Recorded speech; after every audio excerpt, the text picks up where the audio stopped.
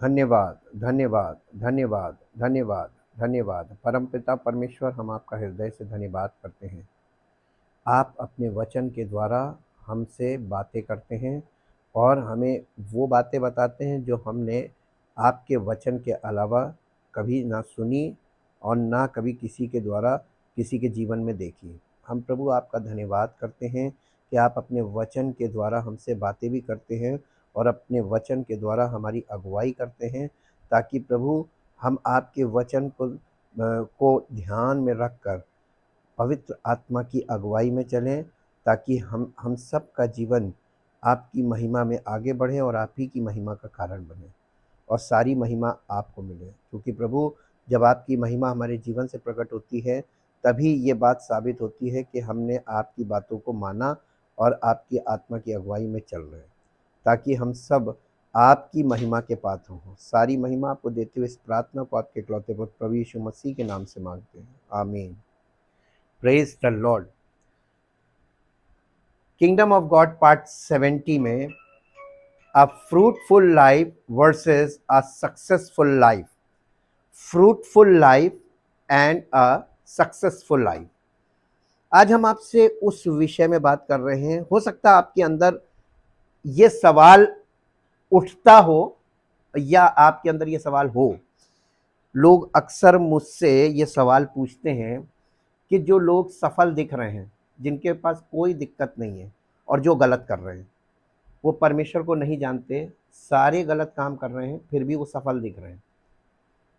ये एक ऐसा प्रश्न है जो ज़्यादातर विश्वासियों के मन में होता है, उठता है और ये प्रश्न आपके अंदर बना रहता है। ये जब हम मसीही जीवन में विश्वास के द्वारा आगे बढ़ते हैं और वचन के अनुसार हम जब देखना शुरू करते हैं, वचन के अनुसार बोलना शुरू करते हैं, सोचना शुरू करते हैं, तो ये एक दो चीज़ें एक साथ आ जाती हैं, फ्रूटफुलनेस एंड सक्सेसफुलनेस। कभी कभी सफलता आपको लगता है कि ये व्यक्ति गलत कर रहा सफल है, और हम परमेश्वर के वचन के अनुसार चल रहे हैं और हम सफल नहीं है। ये चीज आप सुनेंगे तब आपको समझेंगे। इस विषय के अनुसार आप परमेश्वर के वचन में जाएंगे तो आपको पता चलेगा परमेश्वर का वचन इस विषय पे क्या कहता है। A fruitful life versus a successful life. भजन संहिता 37 अध्याय उसका 1 से 3 पद तक पढ़िए। कुकर्मियों के कारण मत कुढ़, कुटिल काम करने वालों के विषय डह ना कर, क्योंकि वे घास के समान झट कट जाएंगे और हरी घास के समान मुरझा जाएंगे। यहोवा पर भरोसा रख और भला कर, देश में बसा रहे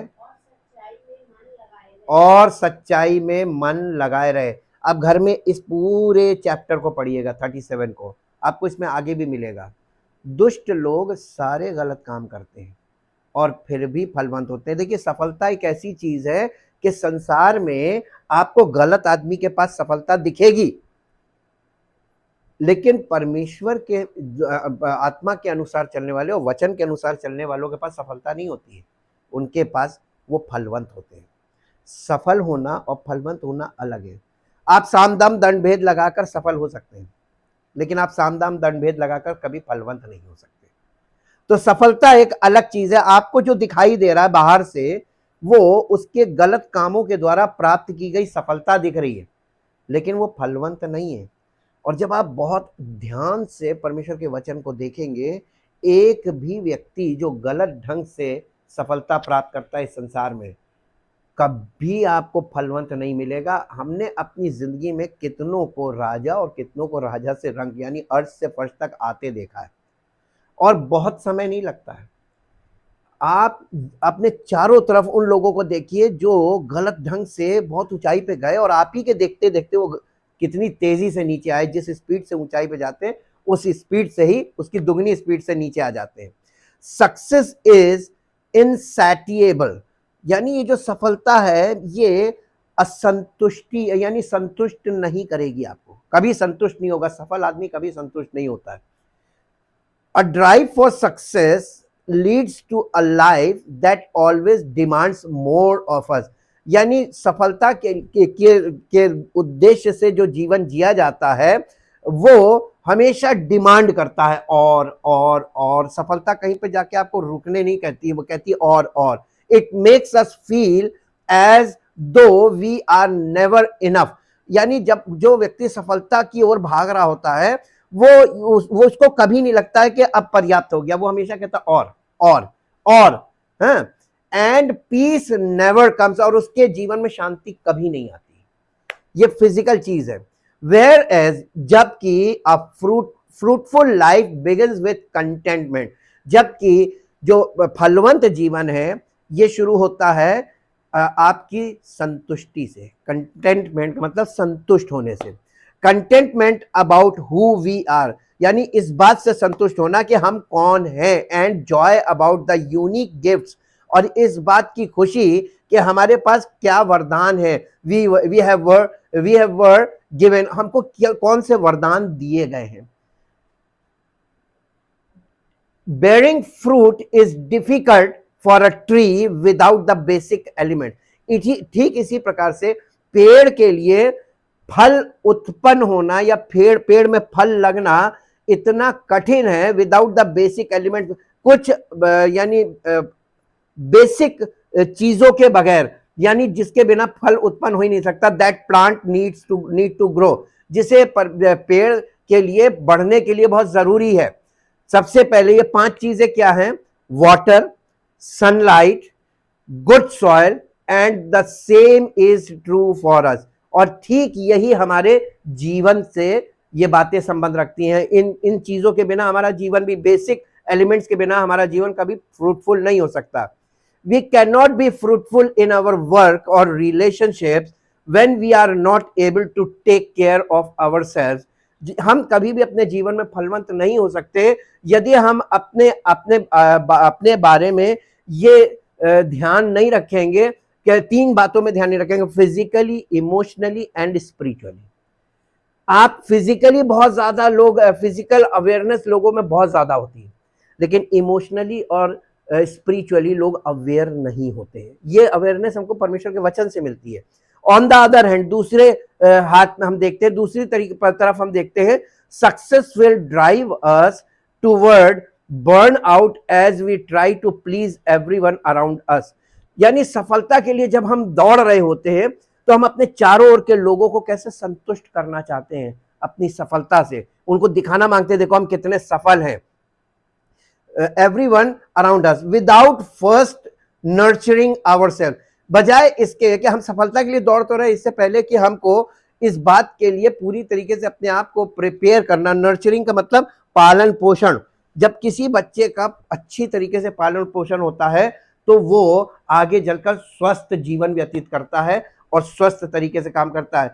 इमेच्योर लोग हमेशा हर चीज के लिए दौड़ रहे होते हैं लेकिन उस चीज के लिए वो तैयार नहीं होते हैं। एग्जाम्पल आपको दे दें, एक इमेच्योर व्यक्ति अगर सफलता मिलती है, उस सफलता को धारण करके घमंड से इतना भर जाता है कि वो फिर दूसरों को कुछ नहीं समझता और उसकी सफलता जैसे आई थी उसके दुगनी स्पीड से चली जाती है।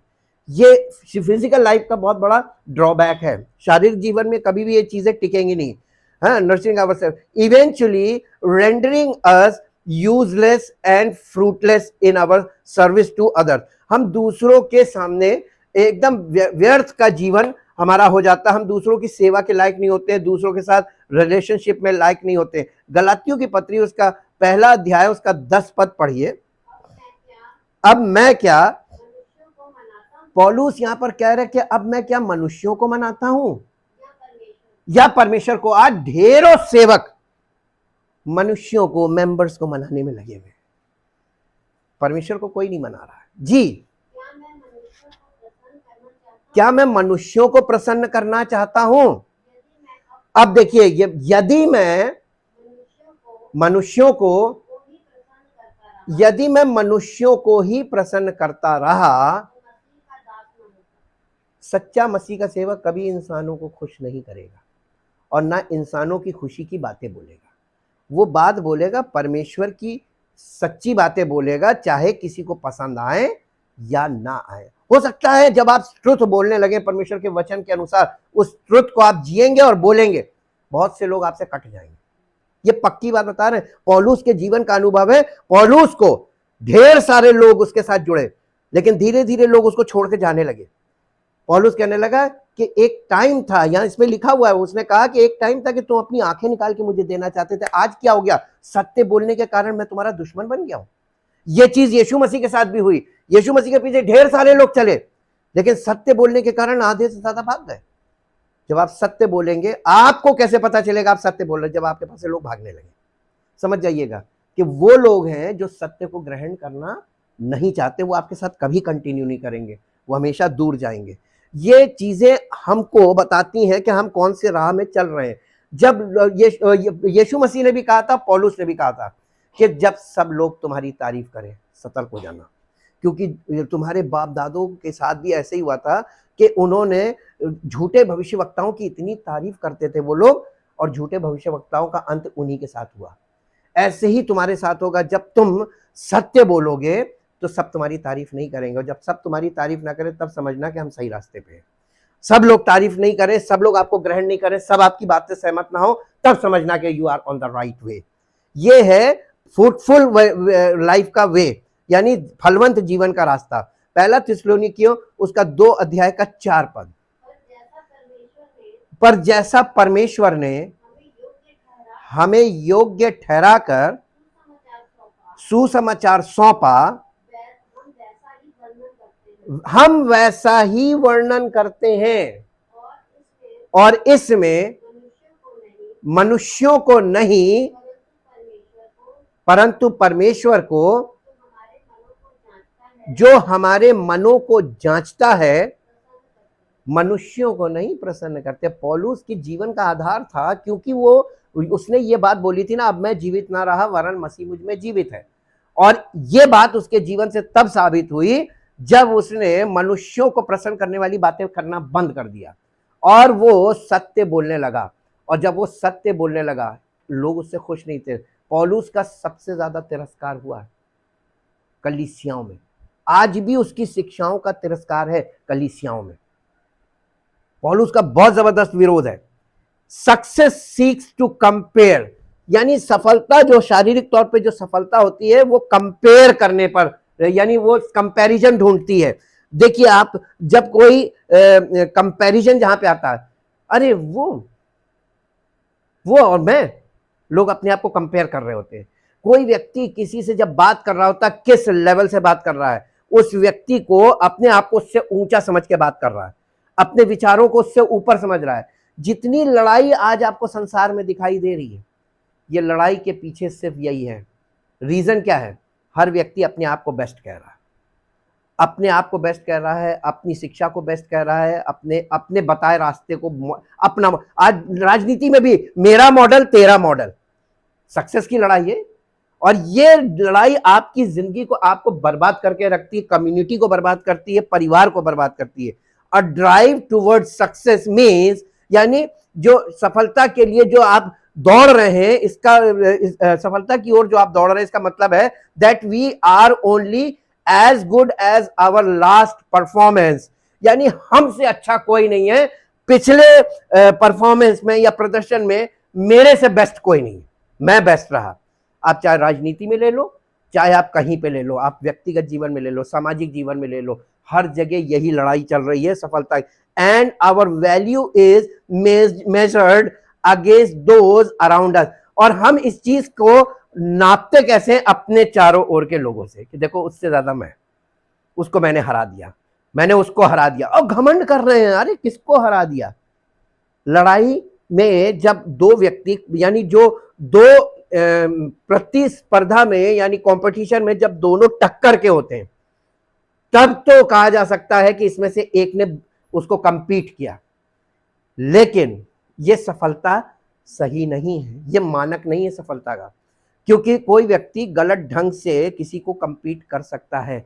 आज के युग में, ये इस युग में आप बेईमानी से सफलता प्राप्त कर सकते हैं, जीत हासिल कर सकते हैं, और किसी को भी आसानी से हराया जा सकता है। ये सफलता का मानक नहीं है जीवन में। और ऐसा करके कभी ये मत घमंड कीजिएगा कि मैं बहुत सफल हूं।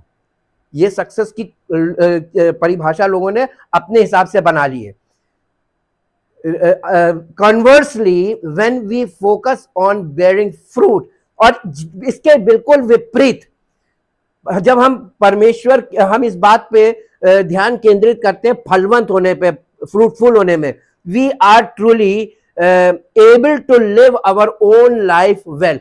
जब हम फलवंत होने पे फोकस करते हैं या केंद्रित होते हैं, तो हम अपने जीवन पर केंद्रित होते हैं कि हमारा जीवन हमको कैसे जीना है। हमें किसी से बराबरी नहीं करनी है, हमें किसी से बेस्ट नहीं बनना है, लेकिन हमको कैसा बनना है। हमारे पास एक मानक दिया गया है, वो मानक है परमेश्वर का इकलौता पुत्र प्रभु यीशु मसीह। जब हम उसके सदृश जब होंगे, तो ये बहुत बड़ा मानक है, वहां तक जाते जाते हमारी आखिरी सांस आएगी और तब भी शायद पूरा कंप्लीट ना कर पाए।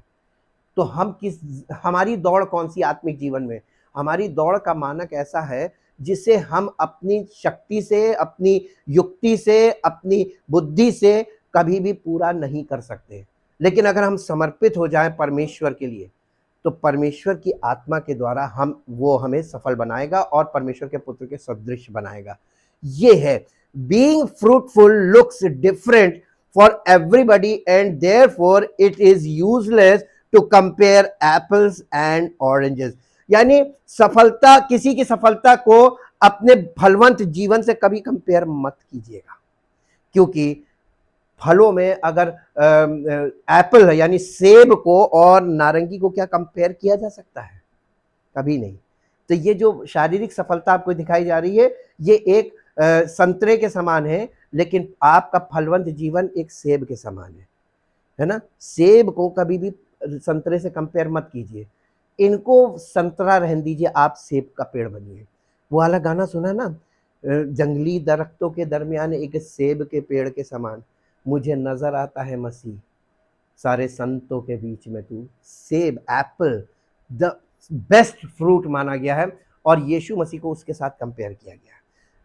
हमारा जीवन इन लोगों के उद्देश्य, जिस उद्देश्य से जीवन जी रहे, सफलता के लिए, सफलता बहुत छोटी चीज है, गलत ढंग से भी प्राप्त की जाने वाली है। और आज के युग में कोई व्यक्ति सही जीवन नहीं व्यतीत करता और सफलता को भी गलत ढंग से प्राप्त करता है। लेकिन फलवंत होने के लिए कोई आपका उपाय काम नहीं करेगा। फलवंत होने के लिए आपको परमेश्वर के बताए रास्ते पर चलना, ताकि आपका जीवन फलवंत हो। क्या पसंद करते हैं, सफलता की फलवंत? बाइबल जो शुरू से, परमेश्वर ने जब मनुष्य को बनाया, तो परमेश्वर ने मनुष्य को आशीष दी, और वो आशीष क्या थी? फूलो फलो और पृथ्वी में बढ़ जा, यानी फूलो फलो और बढ़ो, यानी फलवंत होकर बढ़ो। ये परमेश्वर की आशीष थी, ना कि सफलता को परमेश्वर ने कभी आशीष के रूप में बोला। सफलता आशीष नहीं है, फलवंत होना आशीष है। और हम लगातार इस विषय पर परमेश्वर के वचन के द्वारा गहराई में जाएंगे, ताकि लोगों को यह पता चले कि जिसे आज किसी के पास कार आ गई, कहते हैं हमें परमेश्वर ने आशीष दी। आशीष नहीं है। कार कोई भी प्राप्त कर सकता है, गलत ढंग से भी प्राप्त कर सकता है। आशीष है तुम्हारा फलवंत जीवन। और जीवन में अगर आशीष नहीं है, तुम्हारे पास महल भी है और तुम्हारे पास किसी बात की घटी नहीं है, तुम्हारा जीवन यूं देखते देखते नष्ट हो जाएगा और तुम्हारी सारी चीजें। अय्यूब के जीवन पर जाकर देखिएगा, परमेश्वर व्यक्ति के ऊपर चैलेंज करता है कि ये मेरा धर्मी जन है, और उसकी सारी चीजें कौन छीन लेता? परमेश्वर अलाउ करता है शैतान को, छीन के देख लो। क्योंकि जब परमेश्वर कहता है इसके पास तूने ये दिया, इसका मतलब परमेश्वर अपने लोगों को सब कुछ देता है। फलवंत व्यक्ति को परमेश्वर की ओर से सब कुछ प्राप्त हो जाता है, लेकिन फलवंत व्यक्ति उन चीजों को आधार नहीं बनाता है। अय्यूब का जीवन देखिएगा, अय्यूब का सब कुछ चला गया, लेकिन परमेश्वर को धन्य कहता रहा। आपके पास एक चीज आती है, दूसरे दिन अगर जरा सा नुकसान हो जाता, चेहरे से पता चल जाता कि आज कुछ हुआ। उस दिन आपका विश्वास कहां गया? उस दिन परमेश्वर पे आपका भरोसा कहां गया? आपकी बोली बदल जाती है, आपका व्यवहार बदल जाता है। अरे कुछ नहीं है। ये फलवंत जीवन और फलवंत व्यक्ति और तमाम शारीरिक चीजें, ये दोनों अलग अलग चीज है। कभी इन चीजों पे मत जाइएगा। यीशु मसीह ने संसार की कोई वस्तु अपने पास जमा नहीं की, कोई वस्तु प्राप्त करने में मन नहीं लगाया, लेकिन जयवंत और फलवंत रहा। मसीही जीवन जयवंत और फलवंत जीवन है, ना कि वस्तुओं की। यीशु मसीह ने कहा किसी मनुष्य का जीवन उसकी संपत्ति या उसकी प्राप्ति पर, जो वो शारीरिक तौर पे प्राप्त करता है, इस पर निर्भर नहीं करता है। आपका जीवन उस पर निर्भर नहीं है। लेकिन उसने कहा मेरे राज्य और धर्म की खोज करो तो तुम्हें सब चीजें आपसे आप मिलेंगी। तब तुमको कोई चीज प्राप्त करने के लिए यत्न नहीं करने पड़ेगा फिजिकली। बाइबल कंपेयर्ड अ फ्लरिशिंग पर्सन का मतलब समझते हैं? जो व्यक्ति सब बातों में उन्नति कर रहा होता है। फ्लरिशिंग वर्ड भी फलवंत से जुड़ा हुआ है और एग्रीकल्चर से जुड़ा हुआ है। पेड़, फलवंत पेड़ को कहते हैं फ्लरिशिंग ट्री। बाइबल कंपेयर्ड अ फ्लरिशिंग पर्सन, बाइबल जो है वो एक अच्छे फले फूले व्यक्ति को कंपेयर करती है टू अ ट्री, एक पेड़ से। The tree is characterised by 5 attributes. उस पेड़ में, फलवंत पेड़ जो होता है, उसके 5 गुण। रूटेड बाय अ स्ट्रीम, यानी नदी के किनारे, बाय अ स्ट्रीम, नदी के किनारे लगा हुआ, जड़ पकड़ा हुआ पेड़। And bears fruit in season, और अपने समय में समय पर फल देने वाला पेड़। लीफ डज नॉट विदर, जिसके पत्ते कभी मुरझाते नहीं। ऑल इट डज, ऐसा व्यक्ति जो कुछ करता है वो उसमें सफल होता है। भजन संहिता उसका 1 अध्याय उसका 3 पद पढ़िए। वो व्यक्ति उस वृक्ष के समान है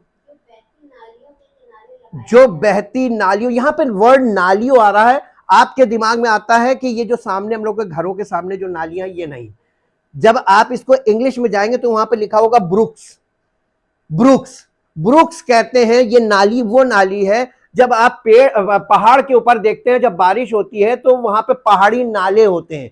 पहाड़ी नाले का मतलब जो पहाड़ से वो पानी को बह के नीचे लाते हैं, और ये बहुत भयानक तरीके से बहते हैं। इसको ब्रुक्स बोलते हैं, फाउंटेन बोलते हैं। ये उसकी बात की जा रही है कि वो बहती नालियों के किनारे, ऐसा व्यक्ति बहती नालियों के किनारे लगाया गया वो पेड़ के समान है। वो समय पर फल देता है, अपनी ऋतु में या समय पर। यीशु मसीह के बारे में लिखा है कि उसने एक दृष्टांत बताया कि पिता ने लोगों को बारी का ठेका दिया और चला गया, और फिर उसने वहां से अपने सेवकों को भेजा कि जाकर फल लाओ। समय था फल का, तो उसने कहा भेजा कि जाओ फल लेकर आओ। तो वो लोग आए लेने, तो किसी को मार दिया, किसी को कूट दिया, किसी को वो कर दिया, किसी को भगा दिया। अंत में उसने पुत्र को भेजा। बहुत ध्यान से समझिएगा, यीशु मसीह ने बंद बोली बोली और सब कुछ बोल दिया। अंत में उसने पुत्र को भेजा। उन्होंने क्या किया? पुत्र को मार डाला। ये तो वारिस है, ये तो वारिस, इसे मार दो। पुत्र को मार डाला और उसकी बारी पर कब्जा कर लिया। अब आप बहुत ध्यान से सोचिए, वो बारी क्या है? कलीसिया। और वो जो ठेका लिए हुए थे वो कौन है? सेवक। इन्होंने मसीह की कलीसिया को अपना ले लिया, ये मेरी है और उसका फायदा मैं उठाऊंगा, और बारी के स्वामी को मार डाला। लेकिन परमेश्वर और फिर उसने प्रश्न किया कि वो जब आएगा तो उनसे कैसा बर्ताव करेगा? बहुत बुरी तरीके से बर्ताव करेगा। उसने कहा कि उसने उनसे ठेका ले लिया। अब ये देखिए, ओल्ड टेस्टामेंट का बता रहा था कि सबने अपनी बारी को हड़प लिया और उस पर कब्जा कर लिया, वारिस को मार डाला। ये ओल्ड टेस्टामेंट है। न्यू टेस्टामेंट वहां से शुरू होता है जब उसने कहा कि अब वो अपनी बारी का ठेका उन लोगों को देगा, यानी कलीसिया में सेवकाई वही लोग करेंगे यीशु मसीह की कलीसिया में जो समय पर उसे फल दिया करेंगे। घर में जाके पढ़िएगा, समय पर फल देने वाले, यानी जब तक आप फलवंत नहीं होंगे परमेश्वर की ओर से, तो तब तक आप समय पर फल नहीं देने पाएंगे। अपने समय पर फल देने वाला जी। और जिसके पत्ते कभी मुरझाते नहीं, इसलिए जो कुछ वो पुरुष करे वो सफल हो जाएगा। ये परमेश्वर की ओर से ये आशीष है, ये आशीष है। और इस आशीष को हम अपने तरीके से प्राप्त नहीं कर सकते, प्रार्थना से प्राप्त नहीं कर सकते, आप किसी रिचुअल एक्ट से प्राप्त नहीं कर सकते। ये परमेश्वर की ओर से दिया जाने वाला वरदान है। आशीष परमेश्वर की ओर से दी जाने वाला वरदान है। अब अपने कॉन्सेप्ट को चेंज कीजिए। पुराने नियम में चीजें प्राप्त कर लेने को आशीष बोलते थे, नए नियम में परमेश्वर ने देखा कि करप्शन से भी लोग प्राप्त कर लेते हैं भौतिक चीजें, और फिर कहते हैं ये आशीष है। परमेश्वर ने नियम बदल दिया। इसीलिए पुराना नियम और नया नियम, नए नियम को हमें फॉलो करना है। पुराने नियम में अगर करप्शन ना होता तो नए नियम की आवश्यकता नहीं पड़ती, ये बाइबल बताती है। इसलिए परमेश्वर ने पुराने नियम की पुरानी विधियों को लोगों ने करप्ट किया कलीसियाई तौर पर, तो परमेश्वर ने नियम को बदल दिया। वहां फिजिकली लोग काम कर रहे थे और फिजिकल बातें कर रहे थे, यहां सब स्पिरिचुअल कर दिया। अब स्पिरिचुअल में अगर कोई फिजिकल बोलेगा फट से पकड़ा जाएगा। इसलिए उसने बोला था कि झूठे भविष्यवक्ताओं से सावधान रहना। आज कलीसिया में लोग करते क्या है, थोड़ी सी झलक मैं आपको दिखाता हूं। यीशु मसीह की जब परीक्षा हो रही थी, शैतान उसको एक ऊंचे पर्वत पे ले गया, ऊंचे स्थान पे ले गया, जहां से उसने क्या किया मालूम है? पूरी सारी दुनिया का राज्य और वैभव पल भर में दिखा दिया। कैसे? मैं आपको बताता हूं कैसे प्रचारक दिखाता है। प्रचारक बोलता है कि आपको कार चाहिए, आपको बंगला चाहिए, आपके बच्चों को अच्छे स्कूल में एडमिशन चाहिए, आपको अच्छी इनकम चाहिए, आपको अच्छा बिजनेस चाहिए, और आपको ये सब चीजें मिल सकती हैं। और आपको वो क्या दिखा के बात कर रहा है? संसार का राज्य वैभव दिखा के बात कर रहा है। इस तरीके के जितने भी प्रचार हैं वो कौन कर रहा है बताइए? यीशु मसीह से इस तरीके की बातें किसने की थी? तो आपको जब संसार का राज्य वैभव दिखा के प्रचार किया जाए, समझ जाइएगा ये कौन सा आत्मा है। यीशु मसीह ने कभी किसी को कोई भौतिक चीजें दिखाकर प्रलोभित नहीं किया कि ये सब तुम्हें मिल सकता है। यीशु मसीह ने हमको बहुत सी चीजें दिखाई, लेकिन यीशु मसीह दिखाकर सिखाता था। उसने दीपक दिखाया, और उसने दीपक दिखाकर हमको प्रेरित किया कि तुम्हारा जीवन ज्योतिर्मय हो, तुम दीपक के समान बनो। उसने हमको पेड़ दिखाया और कहा फलवंत बनो। उसने भी हमें चीजें दिखाई, लेकिन यीशु मसीह चीजें दिखाकर सिखाता था और चीजें दिखाकर प्रलोभित नहीं करता था, आपको लालच नहीं देता था। एक प्रचार जो प्रॉस्पेरिटी गॉस्पल है, उसमें क्या किया जाता है? उसमें आपको भौतिक चीजों के बारे में वर्णन किया जाता ताकि आपके अंदर जो भौतिक आवश्यकताएं या वो चीज भरी कि मुझे भी चाहिए, मुझे भी चाहिए। वहां भीड़ मिलेगी, आपको तालियां बजेंगी ऐसे प्रचार पे। लेकिन क्या ये प्रचार सच्चाई का है? ये पतरस ने पवित्र आत्मा से भरकर खड़े होकर जब बोला तो वहां पर सुनने वालों के दिल छिद गए। ये था आत्मा का प्रचार। और जब मनुष्य प्रचार करता है, यहां से आप टीवी पर प्रचार देखते हैं, उस प्रचार को देखिए, उसको प्रीचिंग बोलते हैं। प्रीचिंग क्या हो रही है? आपके लंबे बालों के लिए वहां पे दिखाया क्या जा रहा है?